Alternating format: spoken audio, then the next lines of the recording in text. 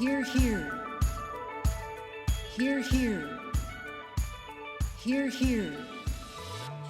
Parkinson's Podcast.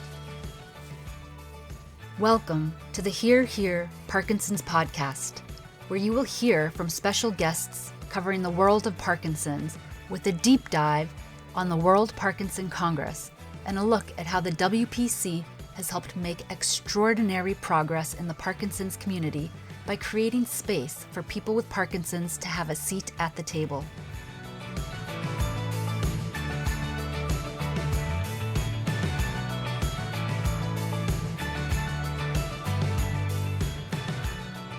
Off to a good start. All right. Hello, everyone. This is Eli Pollard coming to you from the World Parkinson Coalition. Welcome to the Hear, Hear Parkinson's podcast. I am hosting the show alone today. My sidekick, Edgar Veldmanis, is not with us, so I am very pleased, though, to host the show with a special guest, Leslie Chambers, who is the CEO of the American Parkinson Disease Association. And really excited to hear from Leslie today about her work, but also the work of the association. And as major champion partners of the World Parkinson Coalition, want to talk a little bit about what APDA is planning for the WPC next year. So first of all, welcome, Leslie, to the show. Thank you, Eli. I'm delighted to be here and really pleased I had this opportunity to have this great conversation with you to talk about this amazing Congress and organization. Thank you so much. So we were before the show started, Leslie and I were trying to figure out when and where we met. We're not really sure. It's been a long time, a long time ago. But tell us a little bit about, Leslie, when did you start at APDA? How did you get there? And sort of what have you seen since your tenure in that role? Well, thanks, Eli. I was doing some reminiscing before our conversation this morning, and the timing was great when I look back to the first Congress I attended, which was in Montreal. And I've attended, I believe this will be the fifth. So I've attended Montreal, then Portland, Kyoto, Barcelona, and now Phoenix. So did I get them in the right order? No, you did. All right. And when I think back of where the Parkinson's national communities were, where APDA has been to where we are now, it's light years different. However, I think the words that come to mind when I think about the community, which has not changed, are kindness, care, genuine respect, and not to sound corny, but love. And those elements have not changed. And I think that's what makes this community so unique. And the Congress, just an incredible opportunity. And that's demonstrated, as we know, through the really unique features of the Congress, which is pulling the medical scientific community, people with Parkinson's, their care partners and givers, healthcare professionals, and people who are interested in learning more. And that is so unusual. We had a board meeting Wednesday night, and this year, as the Double Platinum Champion sponsors, we really are promoting our board members. We have a small national board, but we're promoting our board members to come. Nice. On the heels of last summer, we had our first annual leadership conference that had been put on hold for a while during COVID, and we invited our board members to come. And it was such a life-changing experience for them because, you're sitting in the boardroom, you have a theoretical concept and understanding of what the organization does, but to really be there and see the impact of the organization. I still have comments from the board members. So at the board meeting on Wednesday, I said, if that was a great experience for you, this will be an Uber experience for you. First of all, the stage is so much bigger. We have thousands of attendees who will be there, and you'll see the deep appreciation that these different groups, the researchers, medical group, and the people with Parkinson's have. And you will hear sidebar conversations. You will hear comments in the sessions about this is so important. And we hear this all the time as a supporter of research, that many of our researchers have never met a person with Parkinson's disease. Crazy. So this is so important, and we're really excited about it. Oh, I love that, Leslie. And that's crazy that you're saying that's still happening because when we had that first Congress in 2006, the big issue was that a lot of the basic scientists were never meeting people with Parkinson's. And we thought, okay, that's something we can help change. And every time we do the WPC, it gets a little bit better, but there are still researchers who are working to cure a disease and they don't even know what it looks like in real time, day to day. So that's still kind of wild that that's still happening. It really should not be happening. It is, but I will say anecdotally, we have, and again, our research program isn't huge at APDA, but our program is highly leveraged and impactful. So Mhm. we focus on two things. One, to identify right wonderful potential scientists and physicians who will dedicate their entire life to this cause. And then we help established researchers really do some proof of concept and pilot studies so they can go to the bigger funders and get larger groups. And so one or larger donations. So funding, excuse me. So we have been tracking that, and we hear time and time stories oftentimes where a young person has had a profound experience by a family member, a parent or a grandparent. They got into a great science program or even a lab on a visit when they were young. And we have several who said, I'm devoting my life to this because of Mm. X or whatever. And so we want to tell that story more and more. And so even though we still have this wall sometimes, we have some really phenomenal stories about why people get into this field. Yeah, and you guys have, and I think he's still on your scientific advisory board. Is it David Standard, Dr. Standard? He's still on Yeah. your SAB.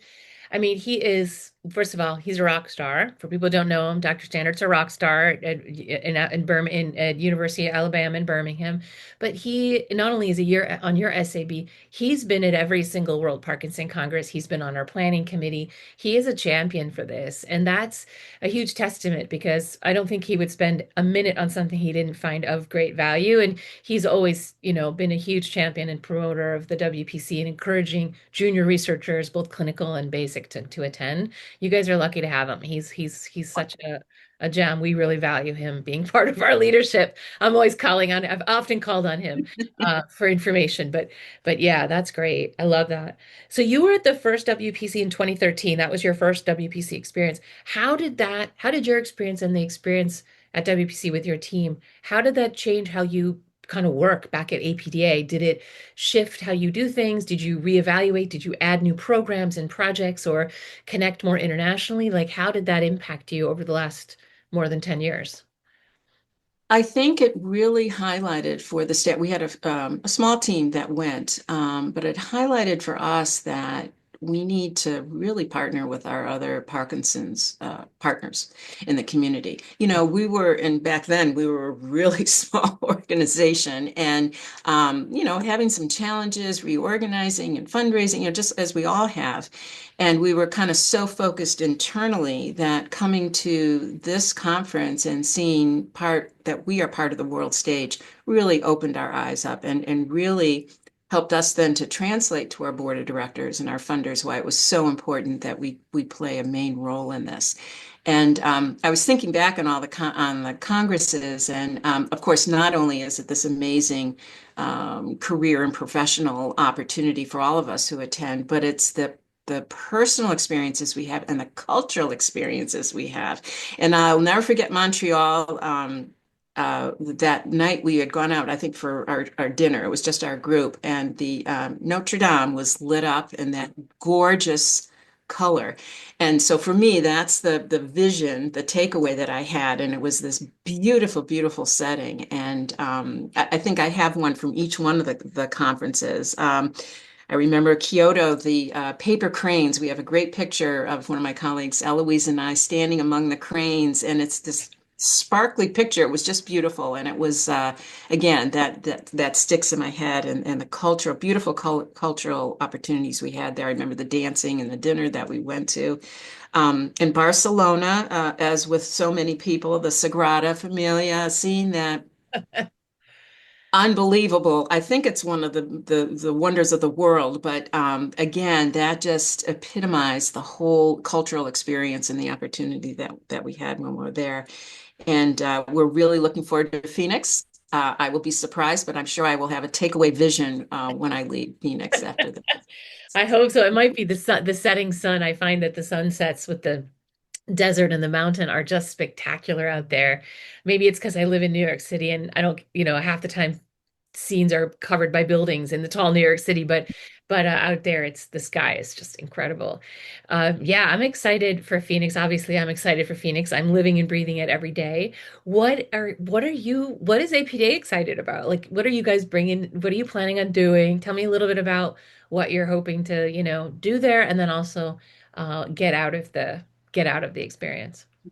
Well, just recently, really been putting a push. I think we may have hit the deadline, or we're on our way to hit the deadline for the abstract submissions. And there is so much excitement, not with just our medical and community folks and our colleagues at the home office, but within our field. Our field, which includes the chapters and our information referral centers, has really grown. We've invested a lot of staff over the last few years and professional staff and folks that have done some really exciting projects. And so we had a buzz of activity the other day, and people are saying, well, we would really like to present this program or, a fall prevention program or whatever it is. And so we're seeing a lot of that excitement, which to me shows that APDA is continuing to invest in quality staff and volunteers, which is really important. We are very excited about the program that we're going to be doing, and we're going to be unveiling something very exciting. I won't talk more about that right now. Well, I will just say, if anyone's listening, it's the pre-Congress Day on Sunday. This is what you're talking about, probably. The Sunday talk, APDA will be giving a presentation on Sunday after lunch. So right after lunch, sort of in that afternoon.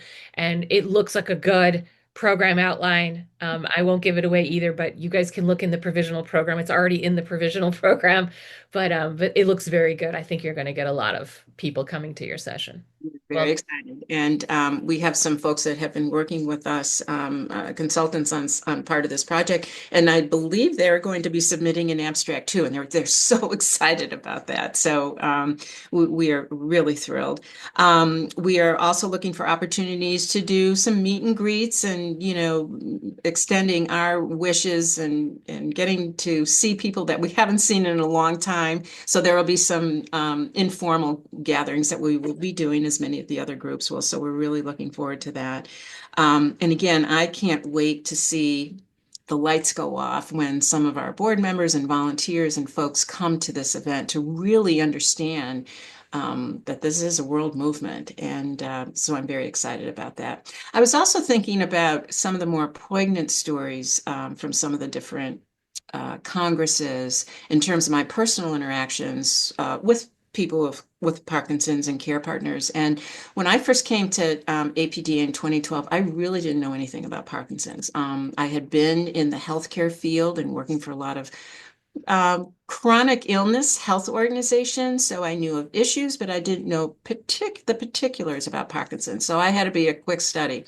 But ironically, in my third year here at APDA, I had a family phone call and with my mom, and we're all far flung. And my mom said to me, "Have you talked to your brother recently?" And I said, "Well, actually, no, I haven't." And she said, "He was walking his dog in the neighborhood, and one of the neighbors called up my sister-in-law and said, 'Does Bob have Parkinson's disease?'" Oh, And wow. my sister-in-law was, "What are you talking about?" And she was watching him as he was walking the dog and not swinging one of his arms. Well, the minute my mother said that to me, I was like, I bet he does. And so that was it's become a very personal journey for me. Mhm. My brother's doing tremendous. He's doing great. Of course, the dynamic of being the older sister, always telling the younger brother what to do, has not changed. Oh, I can already imagine the conversation. They don't change whether you're 14 or 64. No, It's the same. no. Sibling. But anyway, he is doing really, really well, and he's still working. He is a vigilant. This walking is very important. So he walks in the morning because he's an early person at like 5 in the morning when it's dark, 5 miles 3 days a week or 4 days a week, which has really been amazing. And this last summer, we were all together with the family, and the kids had got him this fabulous T-shirt of the constellation. And so, because he sees all the stars when he's out there at 5 in the morning, anyway, he's an interesting character, and we're so glad that we were able to connect. So it was meant to be. Oh, wow. I hope he'll come to the Congress next year. That would be amazing. Oh, we were working on it, but I don't think he's just going to be able to because of his workload. But I will get him to one at one point, maybe overseas. Maybe that's what I need to do is to say, be a great vacation spot. Yes, we've already selected the destination for 2029, but I can't reveal it until we're in Phoenix. But it'll be lovely, and you'll definitely want to go. I promise you. I'll start working on him now. Excellent. Very good. You mentioned something earlier, and I just for the listeners who don't already know APDA's work, can you just mention your INR centers? What are those, and how would people in the US access those if they needed to? Sure. So, like many organizations, we have a dual and actually now a triple focus in the organization. So, our mission encompasses programs and services, research. We don't conduct research, we fund research. And now we're very excited because we have a new advocacy arm in our organization, and that's really exciting. And also our partnerships now with the other Parkinson's groups around advocacy.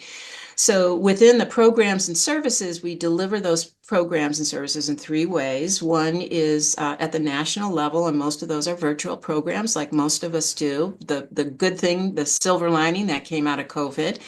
So we're able to reach people, and we have hundreds and hundreds of programs virtually. Everything is archived.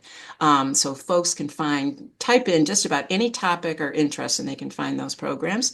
We are also doing virtual programs at our chapters and our INR centers. So our INR centers stand for Information and Referral.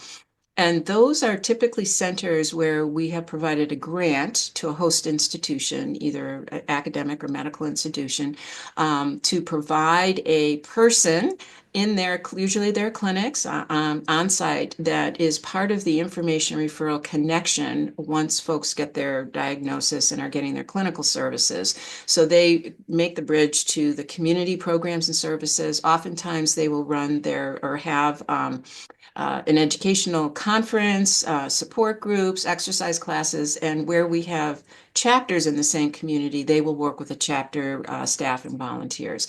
They can find all those on our website. We have different ways. You can type in a zip code, you can look at the map to find both our chapters and our information and referral centers.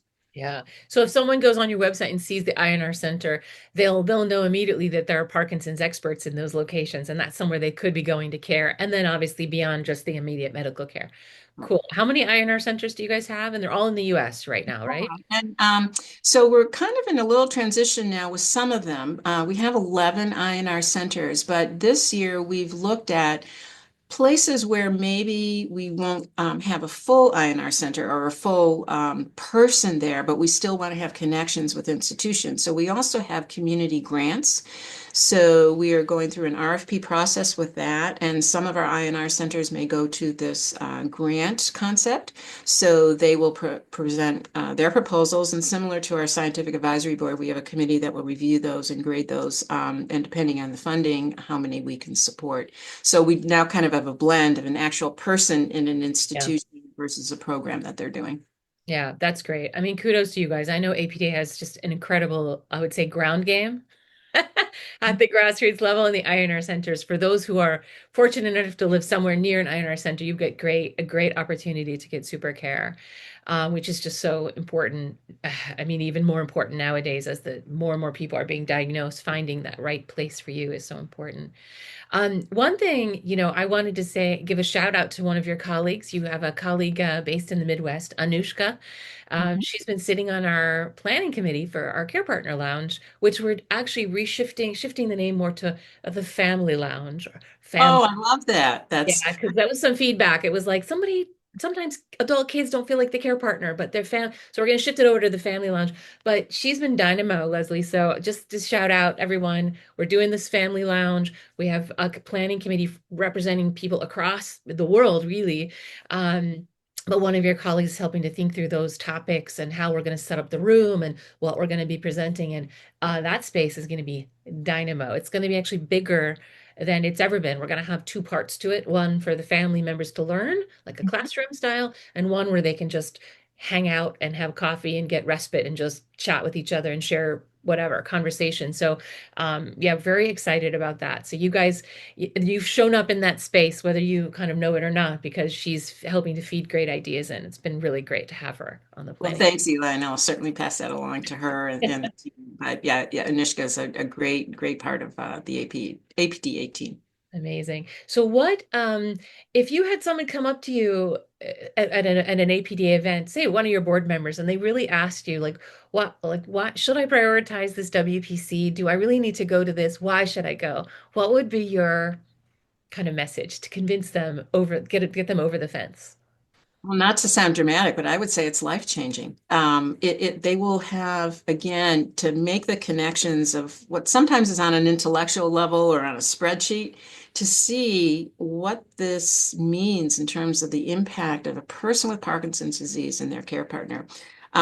As you know, over the last couple Congresses, there's been a lot of discussion about the stigmatization of Parkinson's disease. And when you're at an international conference like this, it also reminds us that us folks in the West, although we don't have all the resources that we want and that we need, and there's certainly obstacles and not everybody is served, to talk to a colleague who is in a country where they don't have a neurologist, they don't have a movement disorder specialist, they don't even have a physician, they don't even have enough food and water.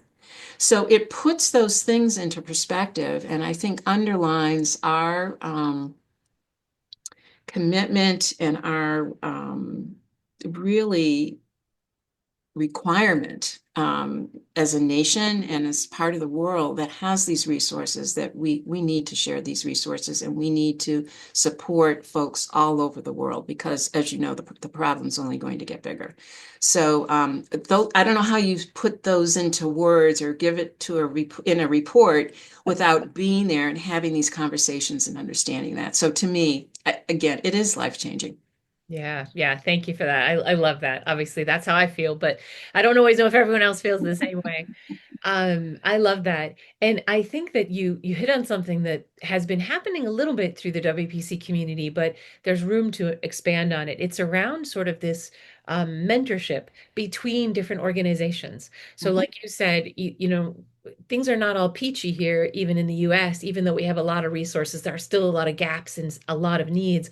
But when you look somewhere else where maybe they don't even get access to levodopa, obviously their reality is very, very different.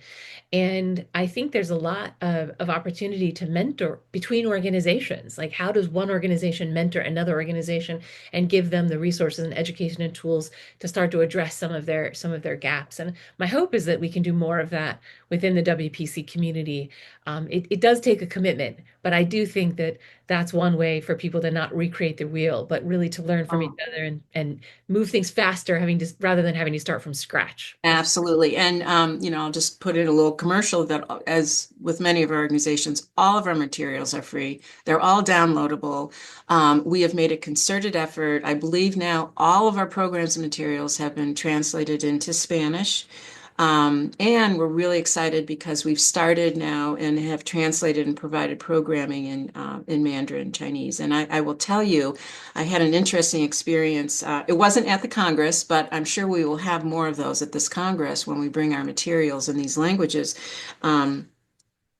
It was actually at the Unity Walk where we had all our materials out. We had we do samples. We had our Spanish materials, and we had just developed some of the Mandarin materials. And there was a couple that came, and I was standing there chatting with some folks, and they were looking at all the materials. And when they spotted the materials that we had that had been translated into the Chinese, the woman looked up at me. She took the brochure, and she said, "May I have this?" And I said, "Yes, this is for you." And tears just came streaming down her face. Mm. And I've also heard this from some of our physicians who are using these materials where they have a language barrier and they can pull up on their laptop and have these materials. And it's just, again, you can't experience that unless you're with a person to do. So we have a lot more to do, long way to go, whether it's mentoring or breaking into communities that have been so isolated and don't have materials and education. So it's very, very rewarding. Yeah, I love that story, and it is so true.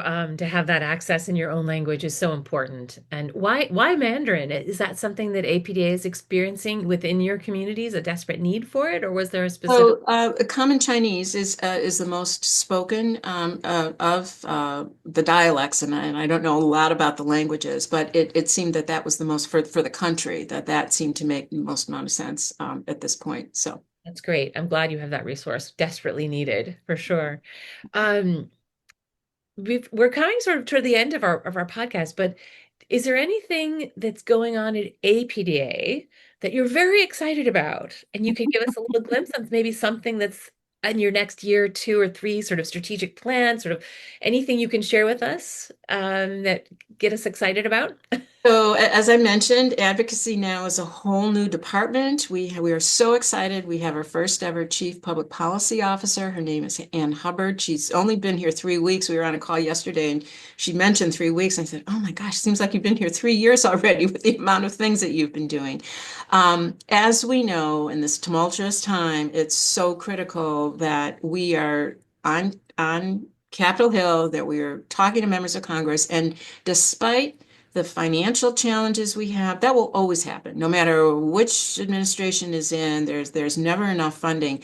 We have to kind of clear a path and make sure that the folks that are making decisions about future funding and spending Yep. hear the Parkinson's drumbeat. You have to make that clear when there's all this noise.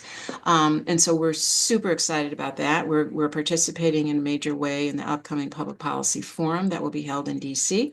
And we are putting in a lot of resource to really light on fire our advocates for across the country, both through APDA, but through all of our organizations, because we have to seize this moment to make sure that the voice of Parkinson's is amplified and not diminished. So that is probably the most exciting thing that we're working on. That's very cool. And I know that APDA is working hand in hand with the Parkinson's Foundation and the Michael J. Fox Foundation. And it is so incredibly wonderful to see the 3 organizations really aligning on this one agenda, this one mission. And I do think that I feel really good about this work that you're all laying out. And it just feels very, very positive. One, that you're all working so tightly together and the agenda and the messaging is really spot on. And I right here, like kind of waving like champion flag. I'm like, yay, keep doing it. It's not something that an area that I work in, but I'm super supportive of this and love to see it. And I'm hoping that by the time we get to WPC in end of May next year, there'll be some great just outcomes for the 3 organizations to sort of share of what's being accomplished and what's been accomplished and where we're going. So very exciting. Thank you. We're truly excited. Yes. Okay, great. All right. So we'll wrap up our podcast. We have a couple of fun questions. These are usually Edgar's questions. I'm gonna pose them for him. These are the low stakes but fun. And the first question, Leslie, is you're trapped in an elevator. Oh no, I'm terrified of elevators. Yes. Oh, Oh no, you're trapped in an elevator. With no consideration of space-time continuum, anyone in the world could be in there with you. Who would you want to have a little time with in an elevator until the repairman comes and gets it working? Repair person comes and gets it working. who would I like to be in that elevator with? Um,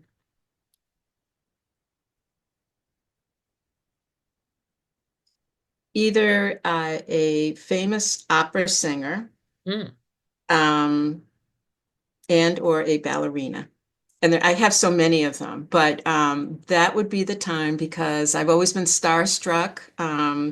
by opera singers. I've only been to one or two operas in my life. And when I was a little girl, I wanted to be a ballerina when I grew up. And so those are the two prototypes of people that I would like to be with. I love it. So I'm taking it you visit the Met and you see opera and dance whenever you can in New York City because you're also based in the New York City area. Um, Yes, and having become a recent grandma, but I can't wait to expose my grandchildren. We were listening to music in the car the other day. It was just jazz in the background, and the kids are going, "Grammy, no one's singing any words. Where are the words to this music?" And I can't wait to teach them the instruments in an orchestra and take my granddaughter or my grandson to their first ballet. And so, yes, that's what I'm passionate about. I love that. That's fun. I love that. I love that. I'm imagining you in an elevator with an opera singer would be great because you could get them to sing a little, pass the time. That would be amazing. Okay, one other question. Now you do like music, so I kind of know where this one's going.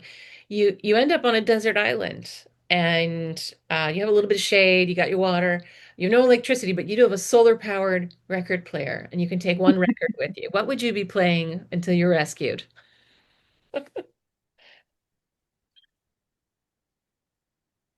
Wow. So now I'm going to flip completely and say it's probably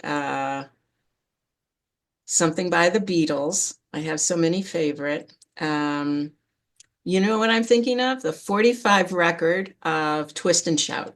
Nice. It will keep you upbeat and ready to go for the rescue. Amazing, amazing. Tell us a little bit about everyone's responses are always so fun and different, and we love seeing that about everybody we interview. So, well, this has been really great. I did say to you before we started the interview that it's very rare that I think either of us ever get time to just actually sit down and talk to someone. So this is the longest I think you and I have ever just had It is, it's a record. about just, this. So what a pleasure for me, like a true gift to have this time with you. Thank you so much. Yeah, so thank you for joining Here Parkinson's, the podcast, as we count down the months to the WPC. And I look forward to seeing you in Phoenix. As do I, Eli. And I just want to personally thank you. You are a rock star. And whenever I think of you running these congresses, I remember your white suit. You're like this angel who would descend upon the stage. And I love that. So I'll be looking for a woman in a white suit when I get to Phoenix. Amazing. Oh my gosh. Now the pressure's on. I got to make sure I have a good crisp white suit for the next Congress. Amazing. All right. Thanks so much, Leslie. Thank you, Eli. Have a Take great care. weekend. You Bye. too. Bye-bye.